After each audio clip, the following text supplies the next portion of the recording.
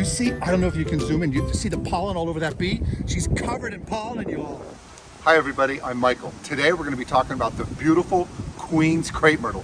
This girl back here, and how you can grow her in your garden. So, you ready to dig in? Let's grow.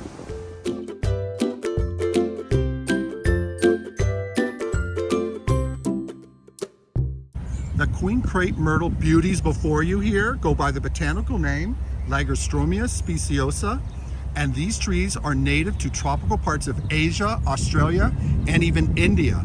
And in India, this plant is often known, and the common name for this plant is Pride of India. But these beautiful, beautiful flowering trees are well suited for your South Florida garden. The Queen Crape Myrtle does best in zones 10 and 11. You can probably grow it a little bit lower, like in 9B, as long as you hug the coast. But this is not as cold tolerant as its cousin, the Lagerstroemia indica, the crepe myrtle, which is a much smaller flowering tree. This one you do want to grow down here in South Florida because it does tend to get a little shocked out when it gets a really bad frost.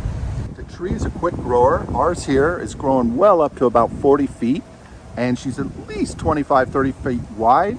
This is about as big as they get. They can get a little bit taller, but this is what the Lagerstroemia typically looks like in a South Florida garden. Let's talk about the obvious features of this beautiful, beautiful tree. It is known for these wonderful, wonderful purple lavender flowers that erupt typically in late spring. And they are profuse. We just missed the max blooming on these. I thought I timed it right, but this one had just gone through one phase of blooming, and that's what all these bursted pods here. This was a floral array that had just completed, but there's new ones coming out here that you can see. Oh, look, we got a little bee. Hello, bee. Hi, buddy. Another feature, another characteristic of this tree is that it's a pollinator attractor. So there's bees. Oh, there's more bees coming. Thanks, guys, for joining our video. Hi. It's so nice of him. Look at him. Look at her going crazy. Sorry, him, her. Do you see? I don't know if you can zoom in. You see the pollen all over that bee? She's covered in pollen, y'all. Oh, let me move this up. Oh, she's barely gonna be able to fly. Look at all that pollen. Oh my goodness. She's going bananas. I'm so excited. Thank you for joining us. Anyways, back to our regularly scheduled program. The bees just like loving it.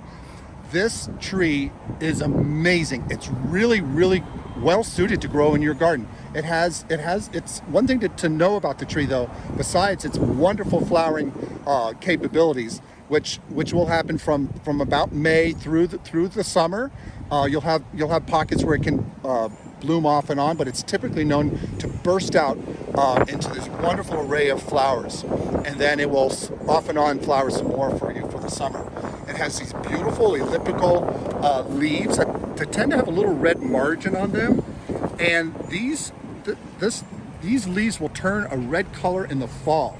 So this tree is known to be semi-deciduous. Here's kind of like, if you look at this color here, that's what this tree will do in the fall. And what we'll do is we'll show you another one on a tree over here that shows you that this will be the color of the leaf in the fall, and sometimes most of the leaves will fall off this tree.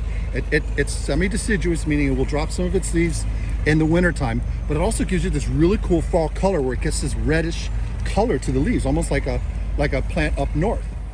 Here I'm showing you some new growth coming out. It has this wonderful salmon color, very pretty, but in the wintertime, this will go a deep, deep reddish brown color. But again, here you can see this one here is going through its bloom, and there's more buds ready to pop. And then you can see some spent bloom inflorescence there, and those will fall off over time. One more thing I want to mention about the Queen Crape and these beautiful purple flowers is that there's a pink variety available. We actually bought one and installed one at our Miami Shores home, and it does not grow as large as the purple, but it is so pretty. It just has a pink cast, but it has the same flower arrangement, the same growth characteristics. It just doesn't grow as tall. It grows to about 20-25 feet by about 20 feet wide. So I just wanted to mention that because this also has a pink variety available. It's not that common, so you have to ask around. But isn't that wonderful that there's another type of crepe myrtle you could get, another type of Queen Crape Myrtle you could get for your yard? On plant care, you want to give your queen crape full sun. It can grow in partial sun, but it's better to grow in full sun to get these wonderful flowers, which is her trademark. On soil type, you want to give this a well-drained, loamy mix. So you can use native soil. These plants can grow anywhere in South Florida, so they can work in mucky or sandy soil, but it's best to give them a loamy mix. So if you have a very mucky soil that doesn't drain well, add some coarse sand to that. And you can also add some improved soil to the planting pit. We'll give you that in the written care instructions, but you want to add some perlite and some improved potting soil just to get the plant used to growing in its new location. These trees are pretty tough, so they don't necessarily need that, but it doesn't hurt to have them, because when you purchase a plant and bring it home, they sometimes go through a little bit of stress and adjustment. So giving them some sweetened soil to help them get used to their new growing area wouldn't be a bad idea. For watering, you want to water your tree 3 times a week if you have an automatic irrigation system, about 1.5 inches per week. On fertilizer, you don't necessarily need to add any, but you can use an organic like a 394. We like the Dr. Earth brand, and you can do that in spring, like in March and April, to help encourage more blooms to come out, but it's not necessarily needed. The Queen Crape Myrtle is pretty pest free. You do need to keep your eye out for aphids and scale, but she's a really tough tree. She doesn't really have any main issues with pests. Now what we're going to do is we're going to rotate over into written care instructions, so you can get all this information written out, take a screenshot if you like, and then we'll come back and do a quick summary at the end. So let's go on to that step.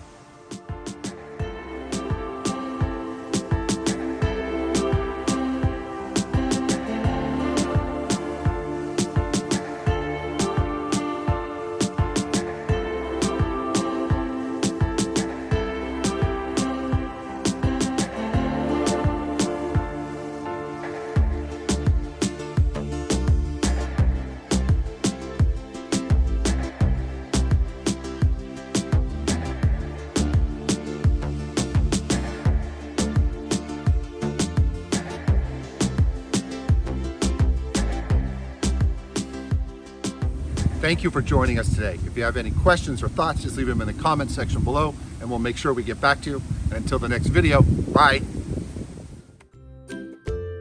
Please remember to like, subscribe, and hit the notification bell.